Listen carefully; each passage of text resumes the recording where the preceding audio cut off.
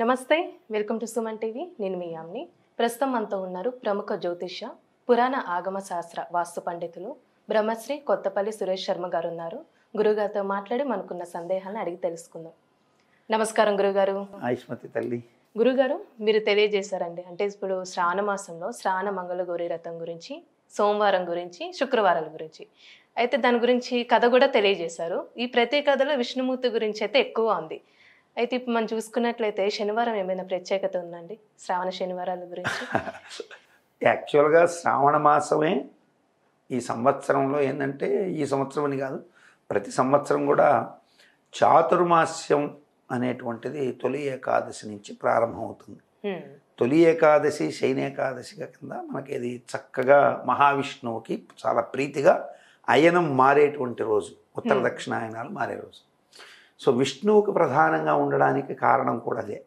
విష్ణు శక్తిలో ప్రభావం అంతా కూడా ఉత్తరాయణంలో ఎక్కువ కనపడదు. అమ్మవారి నారాయణీ స్వరూపంగాను, లక్ష్మీ స్వరూపంగాను, ముక్కోట్లో వైకుంఠమూర్తిగాను, ఇట్లా దక్షిణాయనంలో ప్రభ ఎక్కువ కనపడుతుంది. మాగేవా మార్గశిరంచే మాసాల్లో మార్గశిరం నాకు అత్యంత ప్రీతిపాత్రమైందని సాక్షాత్తు కృష్ణ భగవానుడు భగవద్గీతలో చెప్పాడు, నేనే ఉన్నానని. కాబట్టి విష్ణువుకి చాలా ప్రధానం. అయితే మీరు అడిగినటువంటి ప్రశ్నలో శనివారం ఏమైనా అంటే మనకి ఏంటంటే జనరల్గా వెంకటేశ్వర స్వామికి శనివారం ముఖ్యం అనేటువంటిది ఒక వాడుకు వచ్చేసింది. ఇప్పుడు నేను శనివారం ముఖ్యం కాదన్నా కానీ జనాలు అగ్రి చేయరు, ఎందుకంటే వాళ్ళకి ఏదో. కానీ వాస్తవం ఏంటంటే మహావిష్ణువుకి అత్యంత ప్రీతికరమైనటువంటిది, వెంకటేశ్వర స్వామి కూడా అత్యంత ప్రీతికరమైన వారం బుధవారం.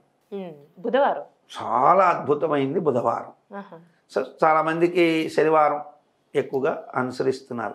అయితే శనివారంకి అనుసరించడానికి వెనక శని భగవానుడిని వెంకటేశ్వర స్వామి శాసించాడని, శనిదేవుడి కథలు, తర్వాత సప్తశైలాలు అంటే 7 కొండల్ని, దానికి ఎందుకు శనివారం ముఖ్యమైందనే కథ కూడా మీకు నేను దాని వివరణ కూడా చెప్తాను.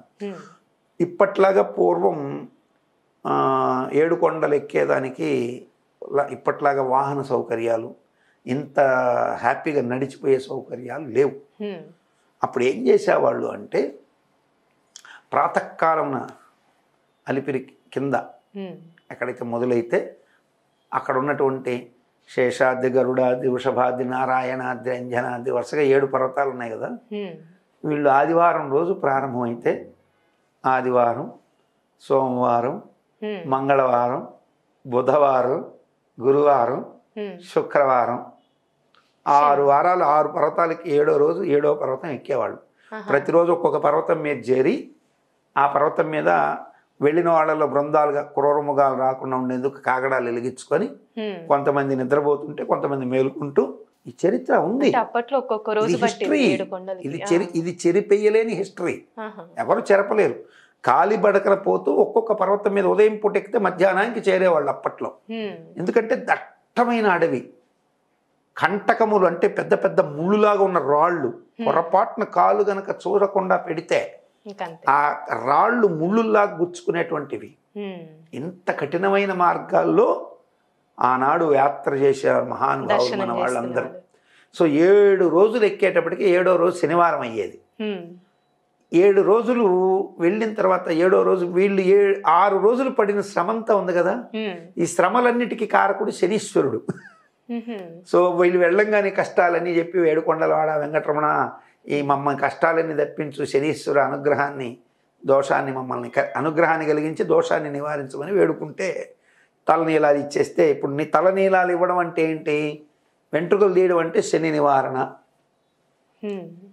వేసుకున్న వస్త్రాలు, దీక్షా వస్త్రాలు తీసుకెళ్ళి అక్కడ విసర్జన చేయడం దీక్షా నివారణ. అక్కడ విసర్జన చేసేవాళ్ళు కాదు, ఈ దీక్షా వస్త్రాలు పైకి వేసుకెళ్ళి పాపనాశనంలో మునిగి తదుపరి స్వామి పుష్కరంలో స్నానం చేసేవాళ్ళు.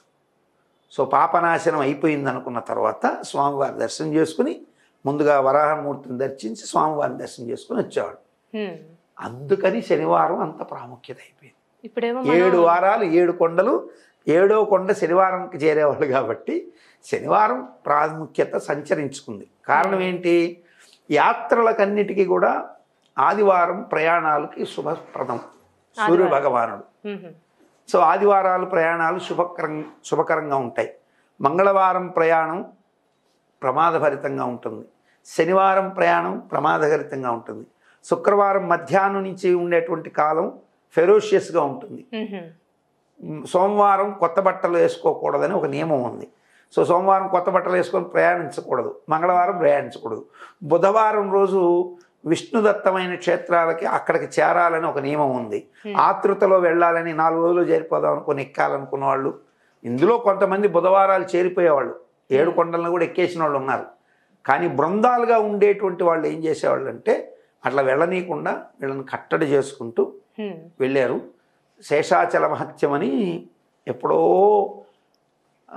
కృష్ణదేవరాయల కాలంలో రాసినటువంటి ఒక ప్రాచీనమైన పుస్తకంలో ఇవన్నీ ఉన్నాయి, ఎలా దర్శనం చేసుకునేవాళ్ళు. ఇప్పుడు మనమైతే ముందుగా స్వామిని దర్శనం చేసుకొని ఇవన్నీ వెళ్ళాం. శనివారం రోజు వెంకటేశ్వర స్వామిని పూజ చేయడంలో తప్పేమీ లేదు.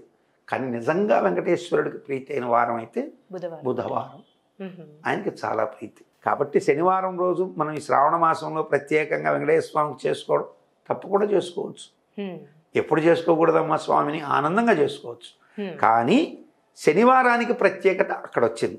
అక్కడ ఇంకొక చిత్రం కూడా ఏంటంటే ఆంజనేయ స్వామికి కూడా శనివారం ముఖ్యమైంది. అంటే మంగళవారం కూడా చెప్తా ఆంజనేయ స్వామికి ముఖ్యమైంది, మంగళవారం కూడా ఆంజనేయ స్వామికి ముఖ్యమైంది. ఎందుకు ముఖ్యమైనవి అనేది మనం శేషాచల మహత్యం ప్రకారం చూస్తే వీళ్ళు మంగళవారం రోజుకి అంజనాద్రి చేరేవాళ్ళు. అంజనాద్రి అంటే ఎవరు? ఆంజనేయ స్వామికి ముఖ్యం. అంజనాద్రికి చేరి అక్కడి నుంచి ఇంకా టైం ఎక్కువ పట్టేది. అంటే ఆది సోమ మంగళ 3వ రోజుకి అంజనాద్రి చేరినా అక్కడి నుంచి 4 రోజులు పట్టేది శేషాద్రికి వెళ్ళడానికి.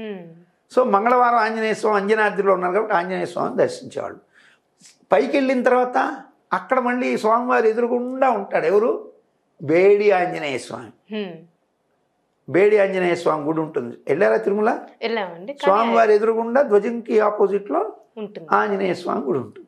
సో అక్కడికి వెళ్ళిన వాళ్ళు స్వామివారు కూడా ఇక్కడ ఉన్నారు ఆంజనేయ స్వామి అని గుర్తిరిగి, అది కూడా శనివారం ప్రత్యేకంగా స్వామివారికి ప్రీతికరమైంది.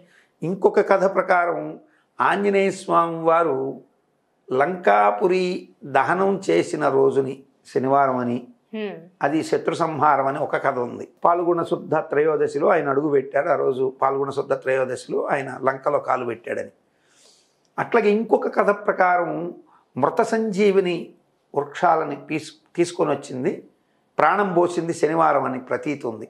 కాబట్టి అటువంటి మృత సంజీవిని మొక్కని తెచ్చింది శనివారం రోజుకి వచ్చాడు. కాబట్టి ఆంజనేయ స్వామి వారు అమృత సంజీవిని స్వరూపంగా ఆయనకి సంజీవ అనే పేరు కూడా వచ్చింది.